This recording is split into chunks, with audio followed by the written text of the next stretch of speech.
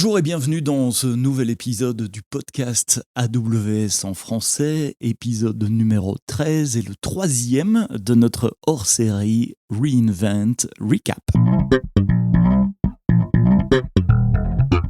Merci de nous écouter tous les jours. Vous êtes plusieurs centaines maintenant à nous écouter tous les jours pendant la semaine de Reinvent. Donc Reinvent, c'est la conférence client d'Amazon qui se tient tous les ans à Las Vegas. 65 000 partenaires et clients qui assistent à plus de 3000 sessions techniques et contenus techniques. 3 keynotes également, avec aujourd'hui la dernière keynote, celle du CTO d'Amazon, Werner Vogels, qui a placer le ton de la keynote plutôt sur le sens du leadership, de l'inspiration, de l'innovation, de l'expérience.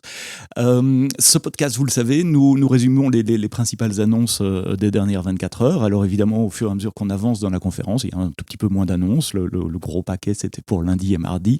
Donc ce podcast sera peut-être un peu plus court que les autres épisodes. Il y aura un 4e épisode également demain, spécial dédié sur machine learning et sur l'intelligence artificielle. Je serai avec notre spécialiste en la matière, Julien Simon. Alors, qu'est-ce qui s'est dit hier? Qu'est-ce qui s'est dit pendant la podcast de Werner? Werner a annoncé un nouveau programme. Ce n'est pas vraiment un service, c'est un programme. On appelle ça Amazon Builders Library. Vous savez que Amazon communique de plus en plus sur la manière dont nous faisons les choses. On reçoit souvent cette question, oui, mais comment vous faites, Amazon, une grande société, pour continuer d'innover, pour continuer de vous centrer sur les clients? Et la partie retail répond à ces questions en vous offrant des visites de nos centres, de ce qu'on appelle les fulfillment centers, donc les entrepôts Amazon. Vous pouvez aller les visiter en France sur amazon.fr et vous pouvez choisir un entrepôt près de chez vous pour aller le visiter.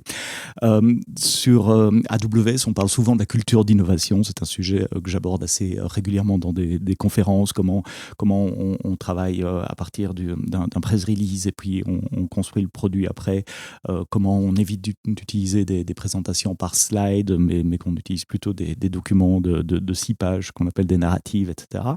Et puis on a des questions sur comment on fait techniquement également. Et donc le Builder Library, ça va être une collection d'articles écrits par des seniors ingénieurs de chez nous qui lèvent le voile sur certains aspects d'architecture que nous avons choisis pour nos propres services. Et donc il y aura 2 volets pour le moment, 2 catégories dans la librairie. On va en ajouter d'autres par la suite. Un volet architecture et un volet Delivery and Operation, un peu DevOps. Les premiers articles, par exemple, c'est quels sont les challenges pour tourner un système distribué à grande échelle, comment éviter d'avoir trop de backlog dans des queues, dans des files d'attente. Voilà, ce sont des articles techniques écrits par des principal engineers, donc des ingénieurs extrêmement seniors chez nous, et nous espérons que ça sera une source d'inspiration pour vos designs et pour vos architectures. Le Amazon Builder Library, comme d'habitude, je mets les liens en note de ce podcast, donc vous pourrez regarder les notes et avoir les liens vers les différents articles que je mentionne. Côté produits, je vais juste parler de 3 produits qui concernent les développeurs, les builders, ceux qui construisent des applications, et plutôt des applications web et des applications mobiles aujourd'hui, avec 3 annonces qui ont été faites hier après-midi. Le premier, c'est une nouvelle version de API Gateway. Donc API Gateway, c'est un service entièrement géré qui permet de créer des applications REST. C'est un service extrêmement complet qui a plein de fonctions et qui a un certain prix, il faut l'avouer. C'était une des critiques qu'on recevait parfois de nos clients en disant oui, API Gateway c'est bien, mais c'est relativement cher et j'ai pas besoin de toutes ces fonctions. J'ai pas besoin de throttling par exemple, je n'ai pas besoin d'avoir des API keys et de gérer des API keys. Je n'ai pas besoin de faire du mocking pour mon test. Je voudrais juste une application, une gateway beaucoup plus simple qui prenne mes appels HTTP, HTTPS et qui derrière appelle une fonction lambda et rien de plus. Donc nous vous avons écouté et aujourd'hui, en plus de l'API Gateway, maintenant quand vous allez créer une API dans API Gateway, il y a l'API Gateway complète, celle que vous connaissez, que vous aimez, etc. avec toutes les fonctions. Et puis il y a une version plus simple qui s'appelle HTTP API. Et donc l'idée des HTTP API, c'est de faire un trim down, de faire une version simplifiée d'API Gateway avec moins de fonctionnalités, essentiellement juste relier des appels HTTP, HTTPS vers des fonctions lambda. Alors évidemment, vous pouvez configurer les routes, vous pouvez dire, voilà, si c'est un post, je vais là, si c'est un HTTP GET, je vais là. On supporte quand même plusieurs stages, développement, production et autres. Euh, mais vous n'avez pas toutes les fonctions d'API Gateway. Mais en échange de ça, vous avez un prix qui est à peu près 3 fois moins cher que API Gateway. Donc si vous étiez un peu inquiet de l'effet que pourrait avoir une utilisation conséquente de API Gateway sur votre facture AWS, allez regarder HTTP API pour plein d'applications. Cela suffit largement et c'est plus abordable que API Gateway. Donc HTTP API for Amazon API Gateway, c'est le nom total et je mettrai le lien vers le blog de l'équipe Serverless qui a expliqué comment ça marche avec les copies d'écran, etc. Si vous développez des applications web et mobile, une nouveauté également, c'est Amplify Data Store. Alors peut-être vous connaissez déjà Amplify. Amplify, c'est un outil en ligne de commande qui vous permet depuis votre laptop de provisionner vos ressources cloud comme Cognito, comme API Gateway justement, ou AppSync avec GraphQL et du stockage très très très facilement. C'est aussi un ensemble de librairies open source que vous pouvez inclure dans vos applications pour faciliter l'accès à ces services en cloud. Donc en quelques lignes de code, vous pouvez démarrer une authentification utilisateur, accéder à une API AppSync ou REST, ou interagir avec S3.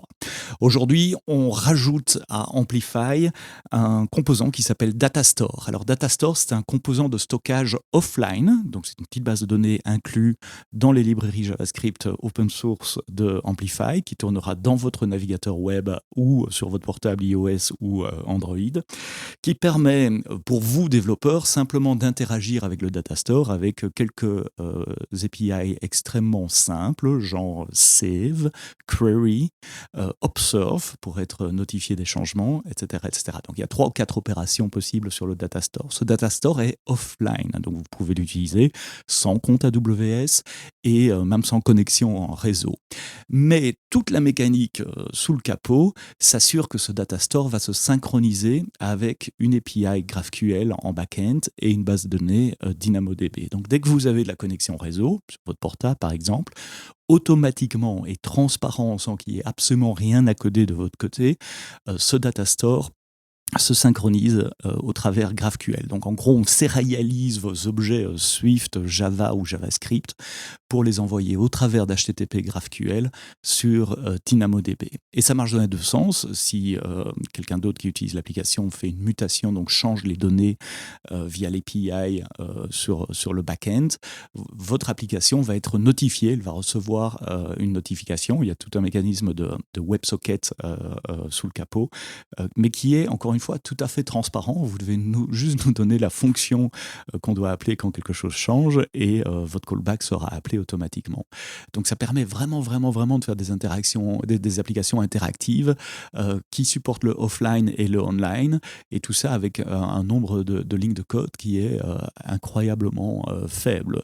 J'ai eu le plaisir et l'honneur d'écrire le blog post qui annonce cette nouvelle fonctionnalité. Jetez-y un coup d'œil. Il y a un exemple d'application que j'ai fait en React sur mon GitHub également. Je mettrai les liens sur les notes du podcast. Ah oui, encore un truc sur Data Store, il gère les conflits évidemment, parce que si vous avez plusieurs utilisateurs qui utilisent les mêmes données, puis il y en a qui partent offline pendant certains moments et puis qui reviennent, que se passe-t-il quand les utilisateurs reviennent et que quelqu'un d'autre a changé les données? Data Store va détecter ça parce qu'il versionne les objets automatiquement. Et il va appliquer des conflict resolution strategies, donc des stratégies de résolution de conflits dans le cloud, où par défaut, il va essayer de fusionner les différents updates pour ne rien perdre. Mais vous pouvez aussi choisir d'autres stratégies comme optimistic. Optimistic, ça veut dire ce qui est sauvegardé en base de données gagne. Et si quelqu'un vient avec une mise à jour, c'est la base de données qui gagne.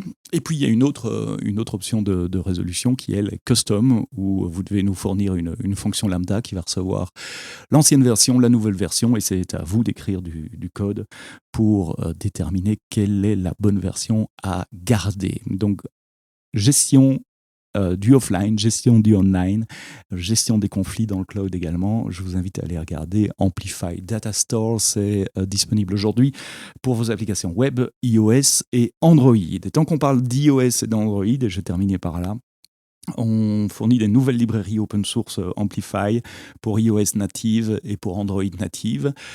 Jusqu'à présent, on offrait un SDK. Maintenant, on offre des librairies. Vous allez me dire, c'est peut-être juste un petit changement sémantique, mais c'est beaucoup plus que ça.